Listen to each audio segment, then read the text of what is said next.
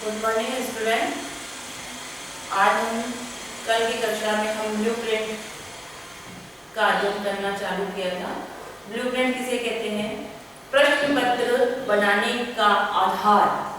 जिस प्रकार से एक कारीगर मकान के नक्शे के आधार पर जो मकान का एक खाका बनाते हैं उसको नक्शा कहते हैं और उसी के आधार पर मकान का निर्माण किया जाता है, वैसे ही प्रश्न पत्र निर्माण करने के लिए जो योजना बनाई जाती है, जो प्रारूप बनाया जाता है, उसी के आधार पर जो है प्रश्न पत्र का निर्माण किया जाता है। तो ब्लूप्रिंट के बिना जो है प्रश्न पत्र का निर्माण नहीं किया जा सकता। आज हम जो है उसी क्रम में आगे बढ़ रहे हैं। अर्थ, परिभाषा और उद्देश्य हमने किए थे। आज हमें नींव पत्र बनाने में ब्लूप्रिंट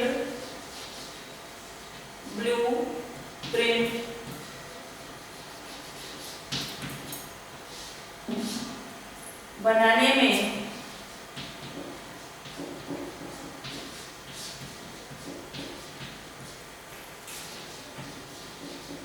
रखी जाने वाली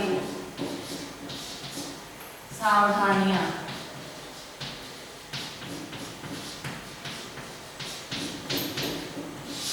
क्या क्या सावधानियां जो है हमको ब्लूप्रिंट बनाते हुए रखी जानी चाहिए। इसमें पहला है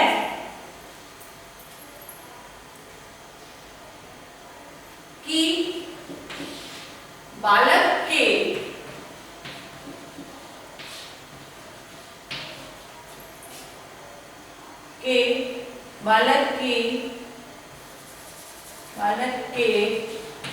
मानसिक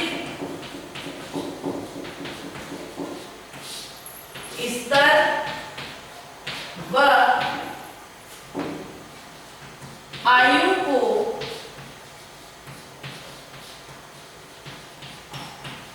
ध्यान में रखकर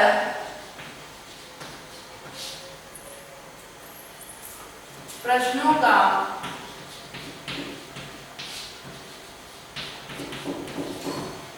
निर्माण करना। कि बालक की मानसिक आयु, मानसिक बुद्धि अवधि कितनी है और उसकी आयु कितना है।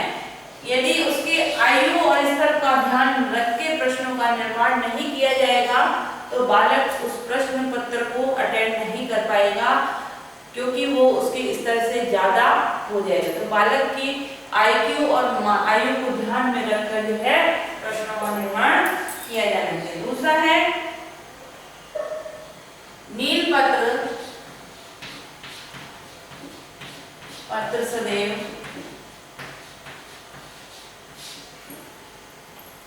विषय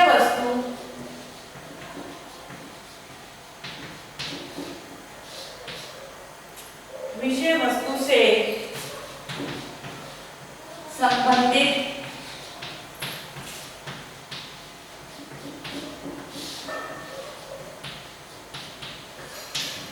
बनाना चाहिए।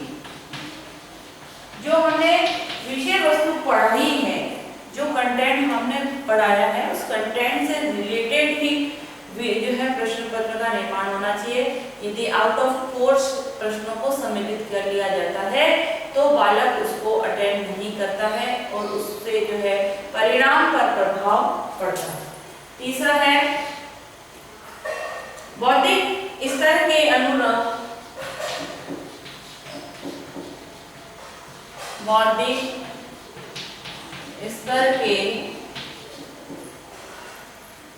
अनुरूप ही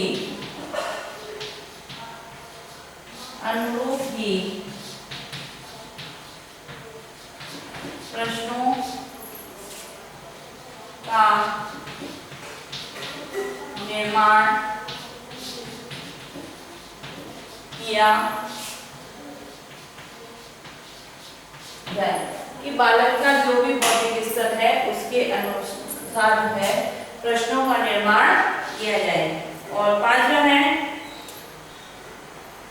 समयावधि।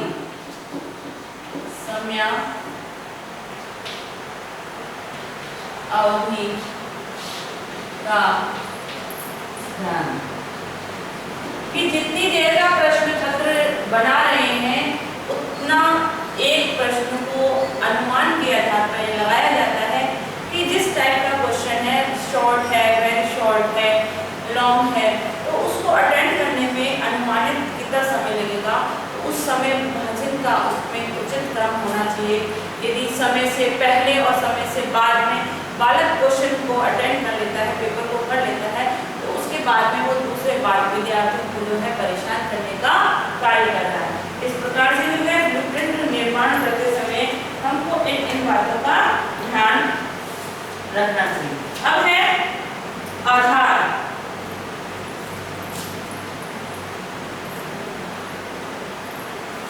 ब्लूप्रिंट बनाने के आधार कि हम किन किन आधार पर जो है ब्लूप्रिंट का निर्माण करेंगे। तो 3 आधार बताए गए हैं जो जिनके आधार पर हम प्रश्नों का निर्माण करते हैं। ठीक है, पहला ब्लूप्रिंट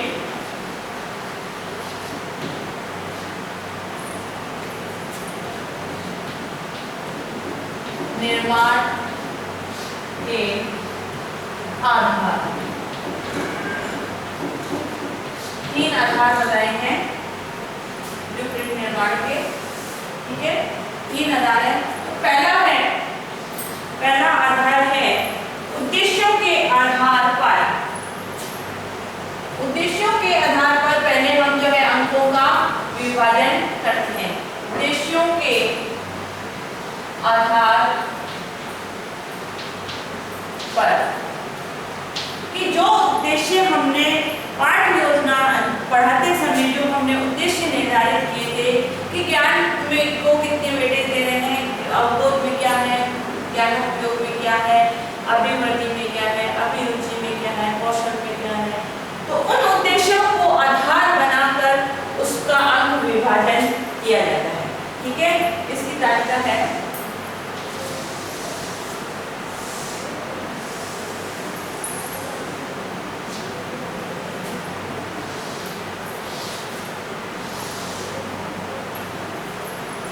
पहला है क्रम संख्या। ठीक है, फिर है उद्देश्य, ये कौन सा उद्देश्य को हम कितनी वेटेज दे रहे हैं। उसके बाद है अंक भार। अब 50 नंबर का क्वेश्चन पेपर हम बना रहे हैं, उसमें हम किसको कितनी वेटेज देंगे वो आएगा। ठीक है, और परसेंटेज, प्रतिशत। पहला उद्देश्य है ज्ञानात्मक, जो आपका उद्देश्य ही पहला ज्ञानात्मक होता है। दूसरा है अवबोध, हिंदी में जो है आपके ज्ञानों उपयोग नहीं होता है, ज्ञानों उपयोग की जगह अभिरुचि या अभिवृद्धि को हम देते हैं। ठीक है, तो यहाँ आ जाएगा अभी और ऐसे में ज्ञानोपयोग होता है, अभिरुचि। और चौथा है कौशल। कौशल पे जो लॉन्ग क्वेश्चन होता है वह है आधा है। तो ज्ञान को हम यहाँ पे 20 नंबर दे रहे हैं। जो ज्ञानात्मक पक्ष संबंधित क्वेश्चन पूछे जाएंगे, और वो जो अवबोध है उसको 16 और ज्ञान इसको अभिरुचि को 10 और कौशल को 4। ये डिवाइडेशन जो है हमारा पूरे समय यही उस क्वेश्चन पेपर में भी यही होगा, सब में बराबर होना चाहिए। यदि किसी में भी अंतर आया है इसका मतलब हमारा ब्लूप्रिंट सही नहीं है। ठीक है, इसके बाद है योग। यहाँ पर आएगा योग, तो यहाँ टोटल है 50 नंबर का जो है अपना 20 और 10 30 और 16 4 20, तो मतलब 30। 50 नंबर का अपना जो है पेपर है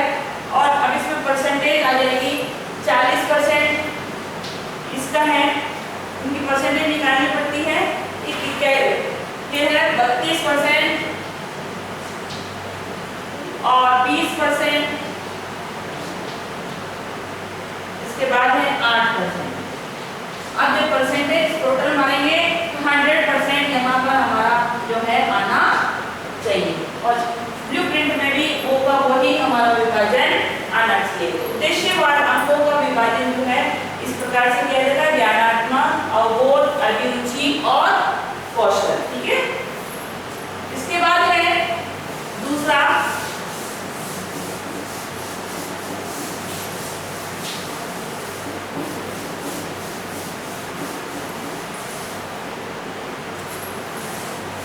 आधार है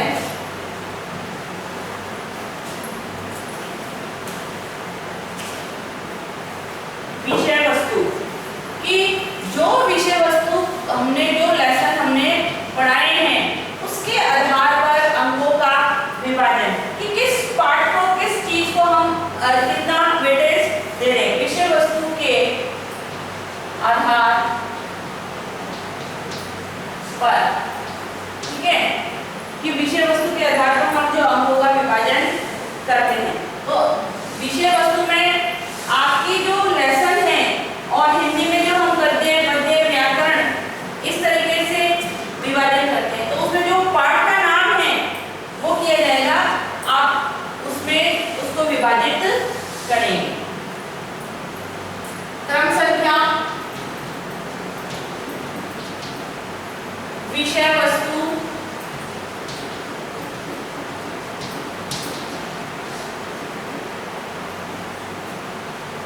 विषय वस्तु के बाद है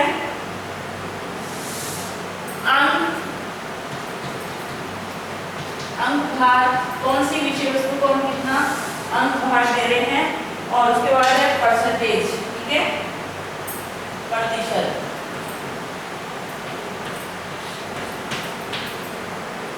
तो आपके हिंदी में जो भी आप लेसन पढ़ा रहे हो, जैसे गद्य के आपने कौन सा लेसन ले रहे हो, जो पढ़ाया है उस लेसन से क्या मूल्यांकन लेंगे, जिस दौरान जितना सिलेबस होता है उसी का मूल्यांकन लिया जाता है।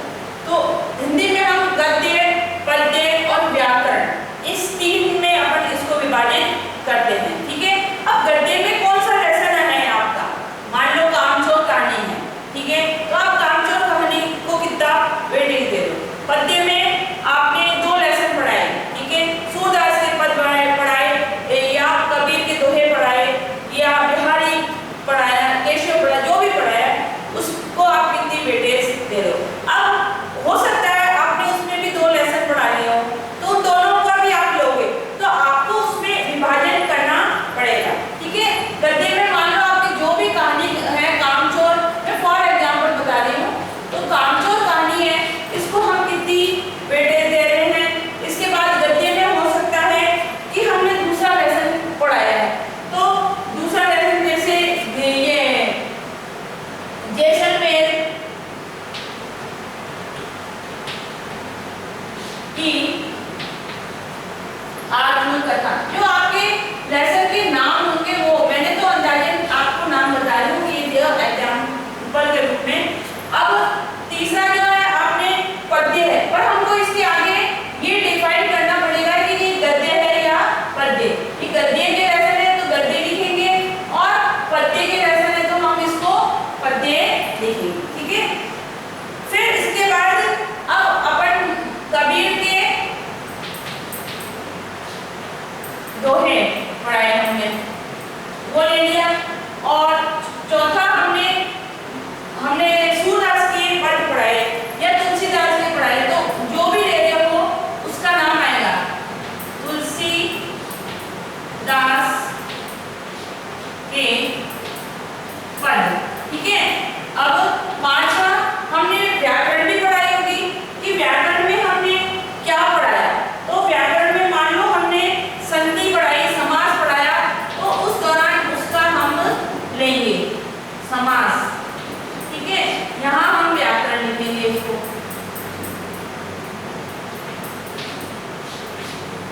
व्याकरण। तो इस प्रकार से हम इसका विभाजन करेंगे, और फिर जो जिसको जितना हम विभाजन कर रहे हैं उसको उसका विभाजन हम लिखेंगे। मान लो इसको हमने 12 अंक दिए, इसके बाद वाले को 8 अंक दिए, फिर हमने कबीर के दोहों को 10 अंक दिए, फिर हमने तुलसीदास जी को 15 अंक दिए, और व्याकरण का जो कराया है उसको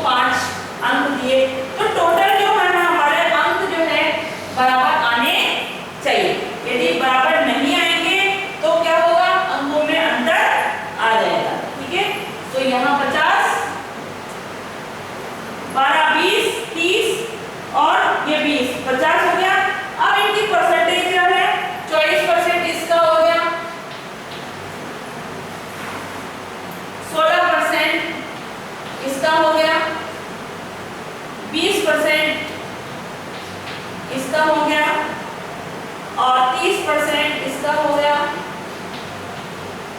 और 10% इसका हो गया। इस प्रकार से टोटल 100% हमारा आंसर आ गया। अब ये का ये डिवाइडेशन आपका ब्लूप्रिंट जब बनाएंगे, जब आप रेगुलर कक्षा में आओगे तो ब्लूप्रिंट आपको उस समय विस्तृत रूप से जो है समझाया जाएगा।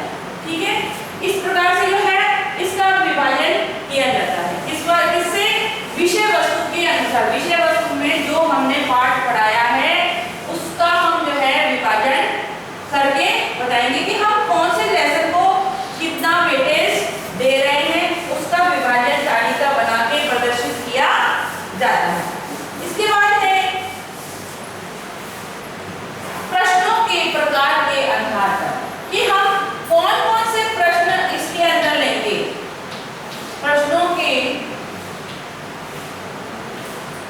प्रकार के आधार पर, ठीक है, कि प्रश्नों पत्र का जो भी हम निर्माण कर रहे हैं उसके अंदर हम प्रश्नों का कौन कौन से प्रकार के ले रहे हैं, क्योंकि एक ही टाइप के क्वेश्चन हम नहीं लेते। उसके अंदर वस्तुनिष्ठ लेंगे, वेरी शॉर्ट लॉन्ग क्वेश्चनों का समावेश होगा। तो कितने प्रश्न हम ले रहे हैं, कौन सी इकाई से, और उसमें जो है कितना परसेंटेज हम उसको दे रहे हैं, कितने नंबर हम उसको दे रहे हैं, उसका विभाजन इसमें किया जाता है। इसमें लिखो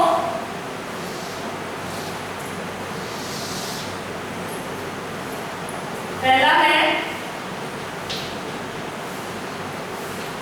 क्रम संख्या, ठीक है। दूसरा है प्रश्नों के प्रकार, टाइप्स ऑफ क्वेश्चन। फिर है प्रश्नों की संख्या, ठीक है। फिर है प्रत्येक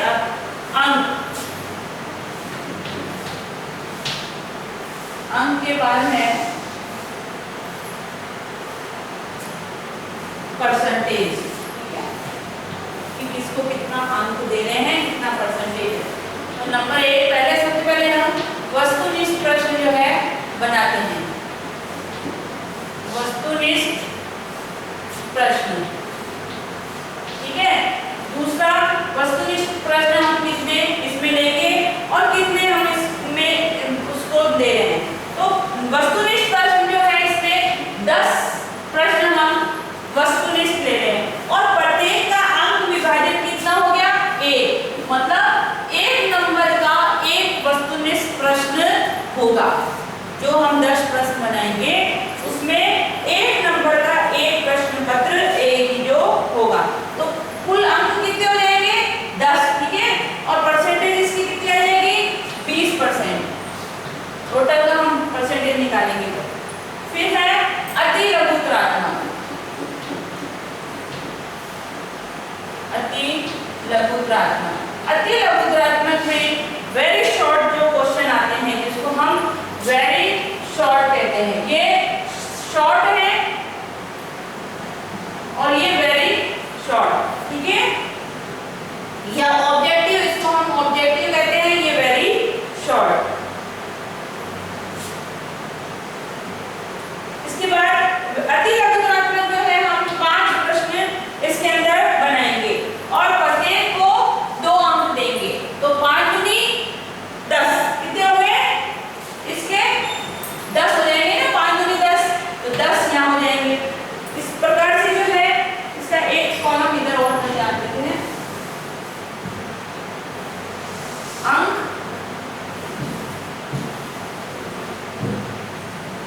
ताकि नंबर भी, परसेंटेज और कुल अंक भार, कुल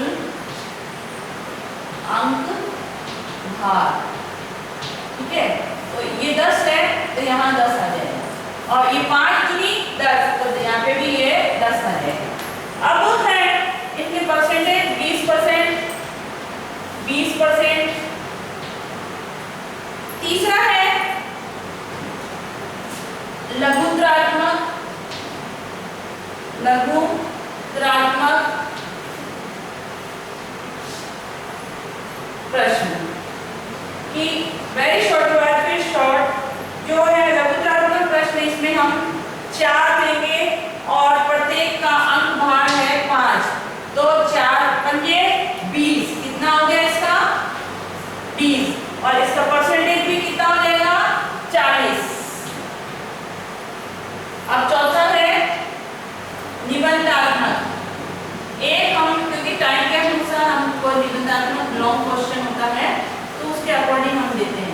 निबंधात्मक प्रश्न जो है आपका, इसमें कितना एक क्वेश्चन हम निबंधात्मक दे रहे हैं और उसमें को 10 नंबर दे रहे हैं और इधर भी क्या आ जाएगा 10 और परसेंटेज आ जाएगी इसकी 20। अब टोटल इसको जब हम करेंगे तो हमारा इसका क्रम आ जाएगा। इसमें प्रश्नों की संख्या के 5, 15 और 20 क्वेश्चन, टोटल पेपर के अंदर कितने क्वेश्चन होंगे 20, ठीक है।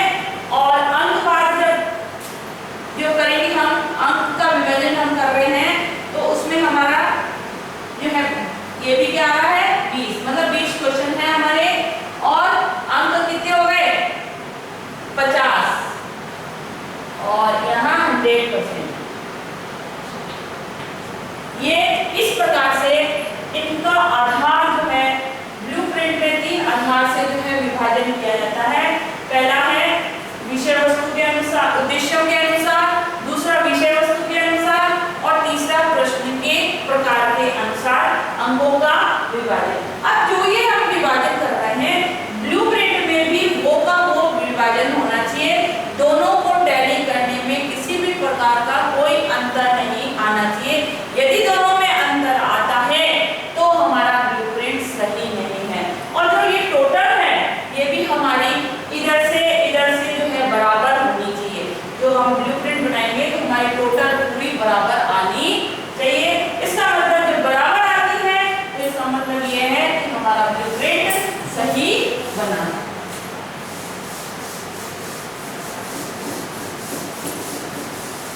और एक अच्छे शिक्षक जो है बिना ब्लूप्रिंट के क्वेश्चन का निर्माण नहीं करता है और यदि करता है तो उसका जो है बनाने का तरीका सही नहीं होगा। अब लिखो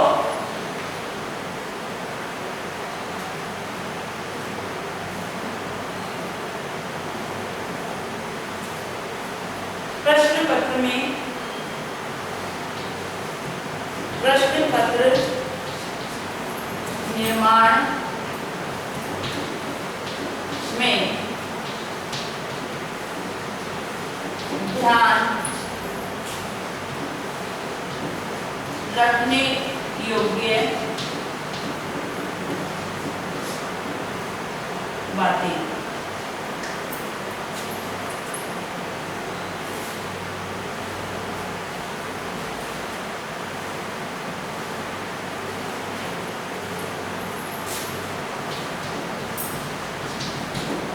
पहली है प्रश्न की भाषा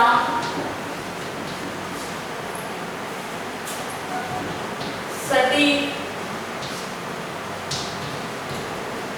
होनी चाहिए कि जो हम क्वेश्चन बना रहे हैं उसकी भाषा भ्रमपूर्ण नहीं होनी चाहिए, बिल्कुल सटीक होनी चाहिए। यदि हम प्रश्न की भाषा को समझ जाएंगे तो उत्तर देने में भी हमको सरलता होगी। दूसरा है प्रश्न पत्रों में, पत्र में निर्देशों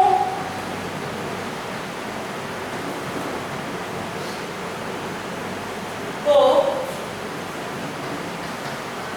स्पष्ट करना चाहिए। मतलब जो भी क्वेश्चन पेपर बना रहे हैं उसमें हमारे जो निर्देश उसमें होना चाहिए। बिना निर्देश के यदि प्रश्न पत्र बनाया जाता है, भ्रमित करने वाले निर्देश है तो बच्चे को समझ नहीं आएगा, वो अटेंड सही नहीं करेगा और उसका मूल्यांकन जो है सही नहीं होगा। तीसरा है उत्तर सीमा, उत्तर सीमा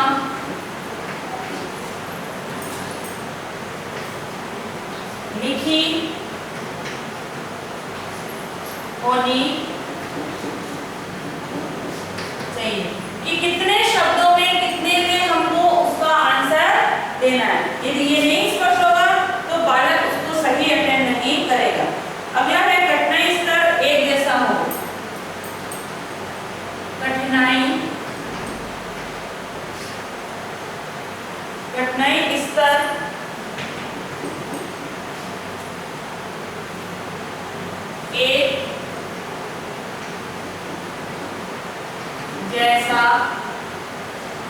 नहीं होना चाहिए। मतलब जो प्रश्न सम्मिलित किए जा रहे हैं उसमें कुछ प्रश्न सरल होने चाहिए, कुछ कठिन होने चाहिए, कुछ मीडियम होने चाहिए, क्योंकि जो हम प्रश्न पत्र का निर्माण कर रहे हैं वो बालक कक्षा के सभी बालकों के स्तर को ध्यान में रखकर किया जा रहा है। और जब हम सभी बालकों के स्तर का ध्यान उसमें रख रहे हैं तो जो भी हम क्वेश्चन उसके अंदर बनाते हैं उसमें बालक के मानसिक स्तर को ध्यान में रख के बनाना है और सभी टाइप के क्वेश्चन बनाने जाने चाहिए। ऐसा नहीं है कि सारे कठिन हैं, तो जो कमजोर विद्यार्थी हैं वो उसको अटेंड नहीं करेंगे और उसके परिणाम पर उसका पूरा प्रभाव पड़ेगा। तो कठिनाई का स्तर जो है अलग अलग होना चाहिए, कुछ सरल होने चाहिए, कुछ कठिन होने चाहिए। उन सबको ध्यान में रखकर हमको जो है प्रश्न पत्रों का निर्माण करना चाहिए। आगे है 5वां,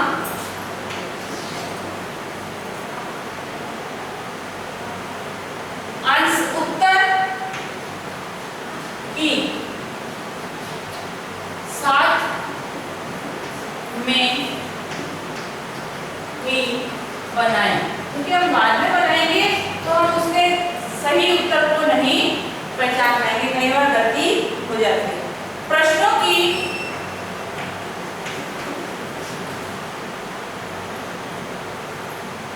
संख्या, प्रश्नों की संख्या समय को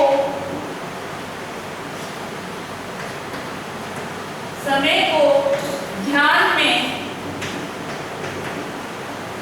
रखकर निर्धारित की जाए। ठीक है, क्योंकि समय से ज्यादा और समय से कम यदि प्रश्न पत्र में प्रश्न होंगे तो बालकों को करने में कठिनाई आएगी। आपका ग्रह कार्य है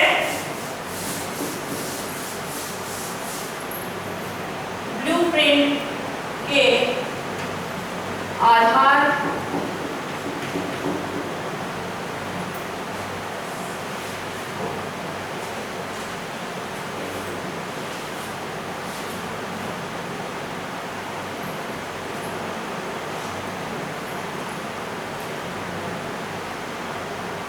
ब्लूप्रिंट के आधार को ध्यान में रखकर या उद्देश्यवार व विषय वस्तु वार विभाजन को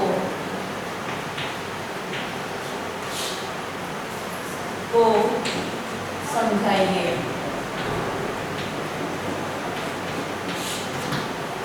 साथ ही घर पे रहिए, सुरक्षित रहिए, अपने आप को पूरा जो है कोरोना से बचाने का